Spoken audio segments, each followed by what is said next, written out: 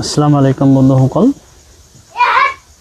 আমাৰ ভাৰতবৰ্ষত ঘটি যোৱা 2020 চনত আমি সকলোৱে জ্ঞাত ভাৰতৰ গুজৰাট ৰাজ্যত এটা জাতি দাঙ্গা হৈ গৈছিল আৰু সেই জাতি দাঙ্গাত বিশ্বৰ ইতিহাসত নহটা নপজা কিছুমান ঘটনা আমাৰ ভাৰতবৰ্ষত হৈ গৈছিল। যদি মই হয়তো তাত গৈ দেখা পোৱা নাছিলোঁ, আমাৰ মিডিয়া নিউজ চেনেলবোৰত চাই পেলাই মোৰ মনত যিটো অভিজ্ঞতা হৈছিল আৰু সেই অভিজ্ঞতা আৰু সেই ঘটনাৰ আলম লৈয়ে মই 2000 চনত এটা স্বৰচিত কবিতা লিখিছিলোঁ আৰু সেই কবিতাটি আমাৰ গুৱাহাটীস্থিত আজাৰাৰ কল্পদ্ৰুম সাহিত্য গোষ্ঠীয়ে সেইটো তেখেতসকলৰ যিটো দুমাহৰ মূৰে মূৰে কবিতা পুথি তেখেতসকলে উলিয়াই সেইটোত প্ৰকাশ পাইছিলে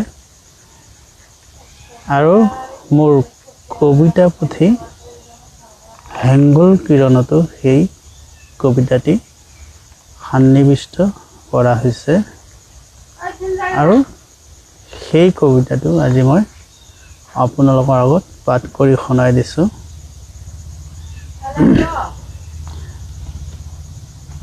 কবিতাৰ শিৰোনাম হ'ল হাই ভাৰত মাতৃ। অতীতৰ ইতিহাসে কয় তোমাৰ মান মৰ্যাদাৰ কথা,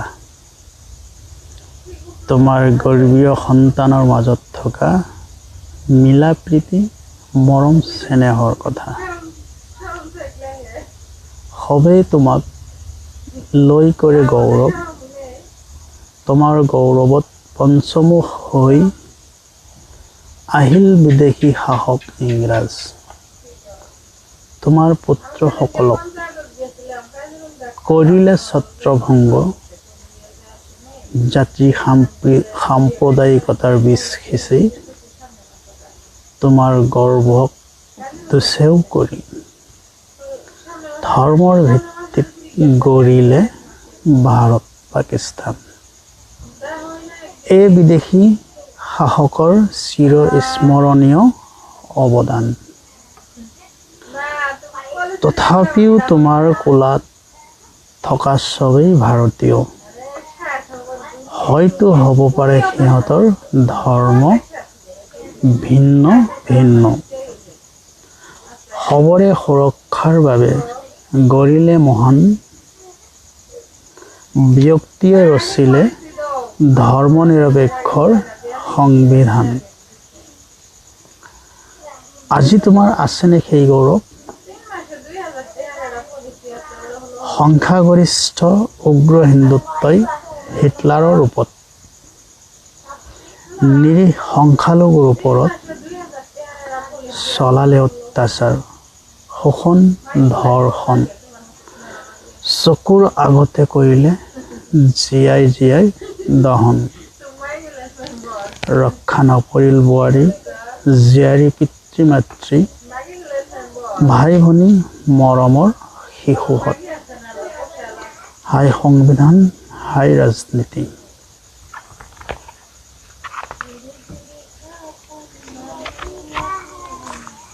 হাই দেশৰ কৰ্ণধাৰ, হাই প্ৰশাসন। সবেই হৈ থাকিল নীৰৱ দৰ্শক।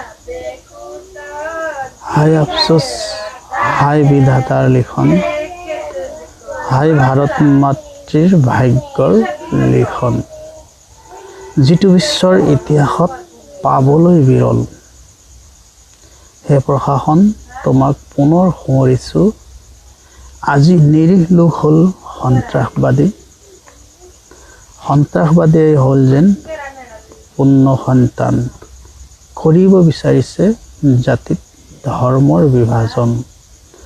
পাই যেন ৰাজ দৰবাৰৰ সমৰ্থন, য'ত নাই ৰাইজৰ সমৰ্থন।